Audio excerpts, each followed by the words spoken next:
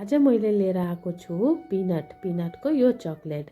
यसमा चाहिँ नि मैले मुम्फली अनि चाहिँ नि गुड मिक्स गरेर चाहिँ नि बच्चाहरूलाई एकदमै हेल्दी हुने। अब यसमा चाहिँ नि धेरै कुराको बेनिफिट छ।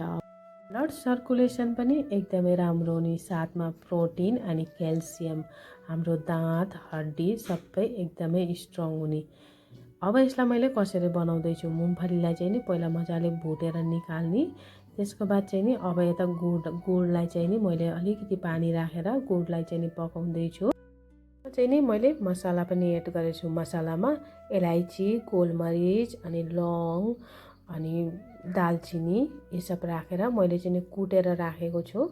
अब हाम्रो यो गुड पाकिसक्यो। गुडलाई चाहिँ नि त्यति धेरै पकाउन पनि हुन्न, ठिक्कैको पकाउन पर्छ। यता प्लेटमा मैले घिउ लगाएर राखेको छु। अब मेरो गुड पनि रेडी भयो, साथमा मुम्फली पनि रेडी भयो। मुम्फलीलाई चाहिँ नि भुटेर मजाले त्यसको छिल्काहरू हटाएको छु। अघि बनाएको मसला पनि गुडमा एड गर्ने। गुड पाकेपछि चाहिँ नि अब मुम्फली माथि चाहिँ नि आरामले गुडलाई राख्ने। गुड चाहिँ अब यसलाई हामीले चाहिँ नि मजाले चलाउन पर्छ। चलाएर चाहिँ नि यसलाई पुरै सेट गरिदिने। चक्कुले यसलाई चाहिँ नि साइडमा सेप बनाएर काटेर रेडी राख्ने। अब यसलाई 40 मिनट्स बाद चाहिँ नि हामीले हेर्न पर्छ। यो चाहिँ नि एकदमै क्रान्ची। हेर्नु मेरो चाहिँ नि रेडी भएको छ। हुन्छ त गाइस, आजलाई यति। By by.